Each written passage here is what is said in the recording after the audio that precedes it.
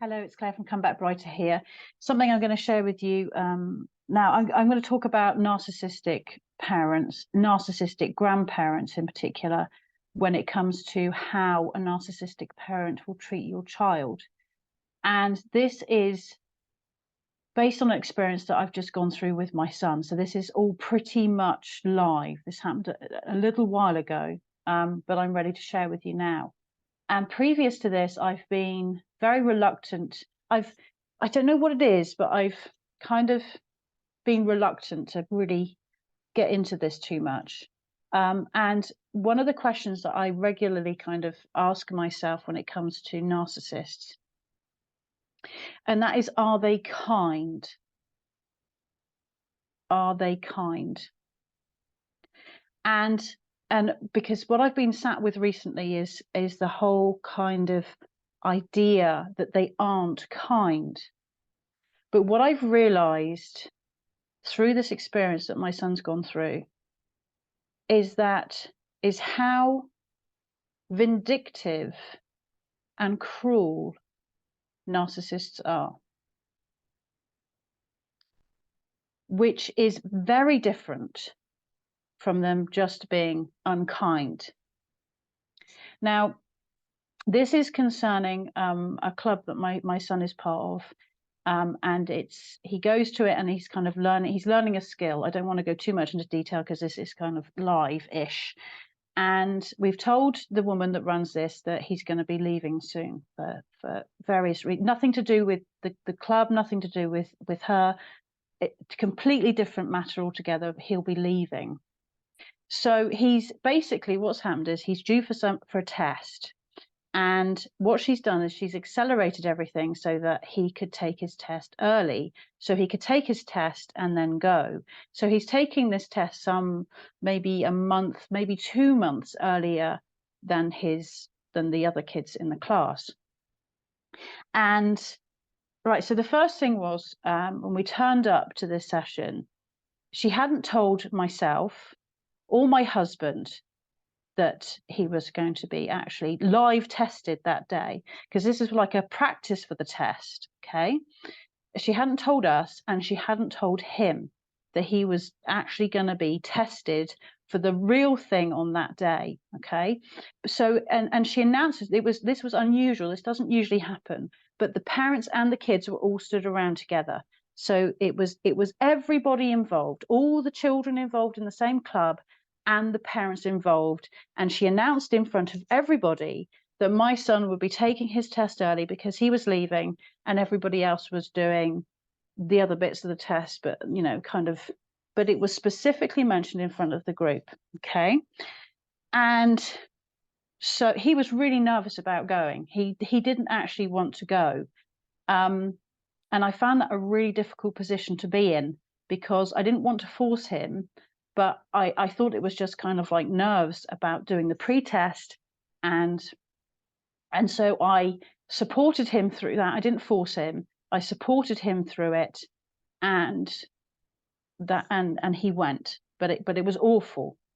And my husband happened to be away at the same time, so it was just me dealing with him, but we managed to get through it, and I took him to the club to do the thing.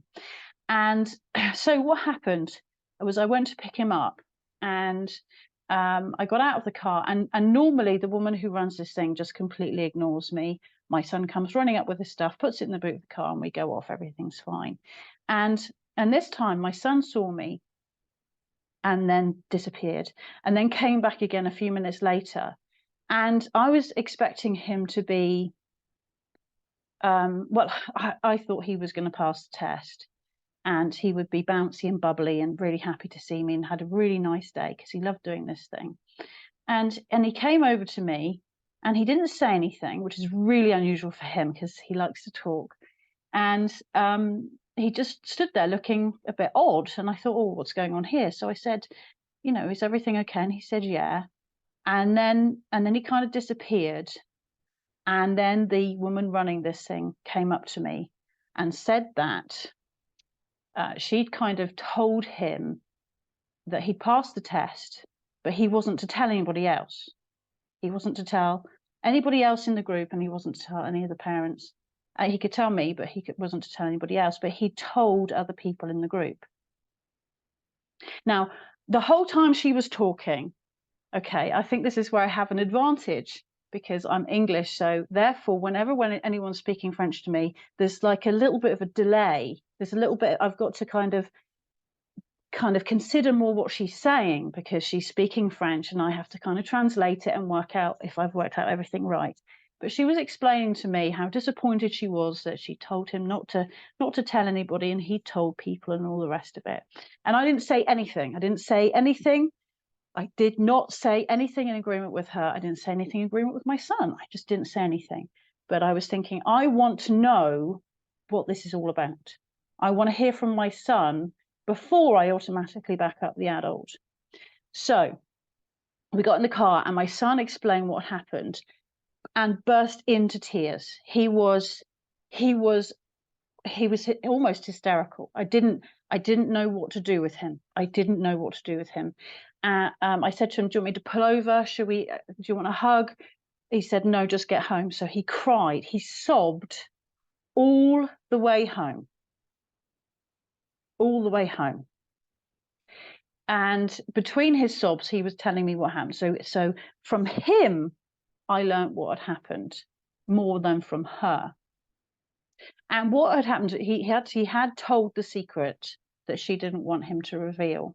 And he wasn't upset that she told him off, okay? Because he had done something that she hadn't asked him to do. But what he was really upset about was he really liked her. He really liked her. And I would maybe even go so far as to say that he loved her, okay? But he certainly felt a really deep connection with her. And what really upset him was not that she told him off, but then afterwards, every time she walked past him, she would tut, she would scowl, and she would say, oh, I'm so disappointed in you. I'm so disappointed in you. Every single time, make a pointed jab at him every time. And even worse than that, she told all the rest of the kids in the group what Joe had done and how disappointed she was in him. Now, he wasn't upset that he kind of understood that he displeased her, okay? And that there's one thing like to deal with being told off privately, but what really hurt him was how much she went all out to really hurt him to the absolute maximum by making him feel so guilty and ashamed and terrible about himself, and then to do it publicly too. Now, you can probably, I'm trying not to get really furious in this. I am still cross about it, but this is the way it goes. But for the whole of the rest of that day, the afternoon, evening, he was devastated. He was absolutely devastated. And not because she told him off. It was the horrible way in which she treated him. She didn't need to keep on making the pointed comment every time she walked past him. She didn't need to make him feel that uncomfortable, ashamed, unpleasant, bad. She didn't need to publicly humiliate him in front of his friends in this group. She didn't need to do any of that, but yet she did. Now, I spoke to my husband about it, and he said that's not the first time he's seen her do it. Now, the last time he saw her do it was to another kid, and she reduced that little girl to tears. Now, I don't know if I'm getting the message enough over strongly enough here, but we potentially, as scapegoats of narcissists ourselves, I really want you to understand, you are potentially, like me, raising a very tender-hearted, sensitive, loving, compassionate, and empathic child. And if you're doing that, it is your duty as their parent to protect your child from these evil people. I cannot stress that hard enough, because my son's devastation at how he was treated was because she had taken his beautiful, tender, loving, naive, innocent heart and crushed it beneath her foot. She did that on purpose. to be hateful and vile and evil to a child. My son is 10. I don't know how anybody can bring themselves to bring a child to tears. And not only that, to do it once and then to do it again. This is how she works, and this is how they work. So if you are putting your child in a narcissist, now fortunately with this woman, we don't ever have to see her again. There is a bit of outstanding stuff, but we're willing to let that go if needs be. My son never wants to see her again, and we can walk away. We're fortunate that we can do that. Really, I thank God that we can do that. But I'm telling you, if you are putting your children in front of these people, if you are allowing them to spend time with your child, it may not have happened yet, but the devastation will come. They will take the gift of your child's love and they will shit all over it and say it's not good enough and make your child devastated. I cannot emphasize enough how devastated and heartbroken my son was as a result of this. He was heartbroken.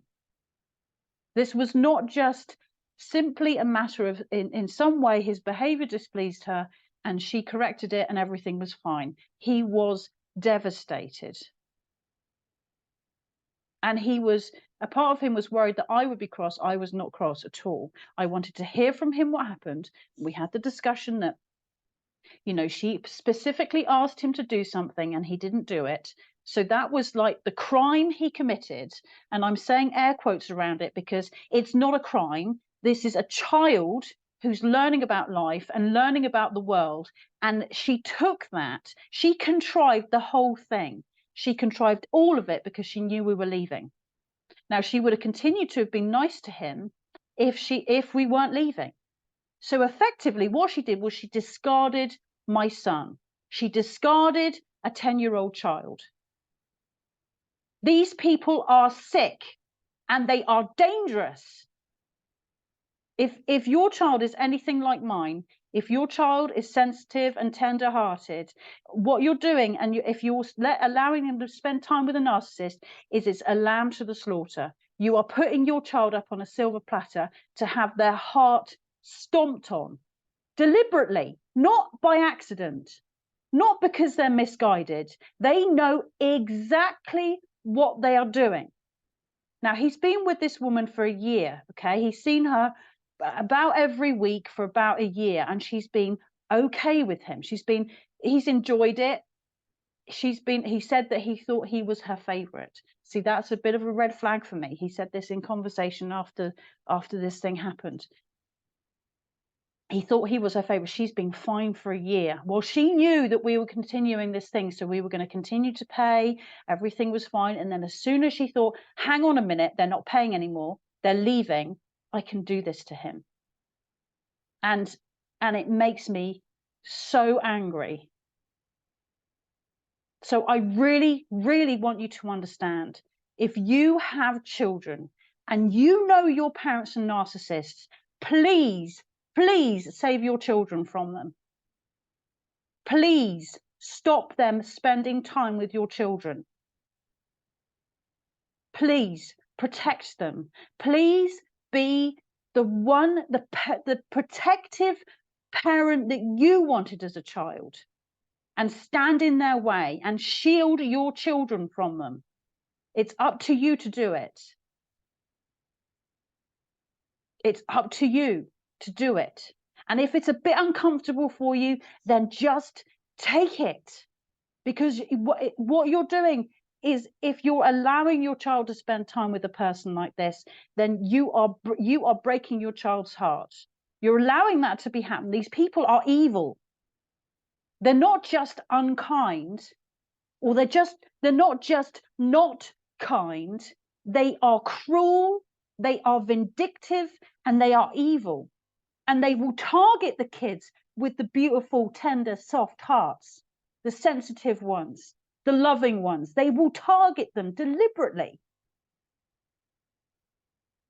It's up to you to please protect your children. Please, please, I beg of you. And if you're wondering like why or how, or you're thinking about how difficult it's going to be, think about what you needed and what you wanted when you were a child. Because if you're anything like me, I would have given everything. I would have given everything to have my mother stand up to my father and say, you stop doing that now.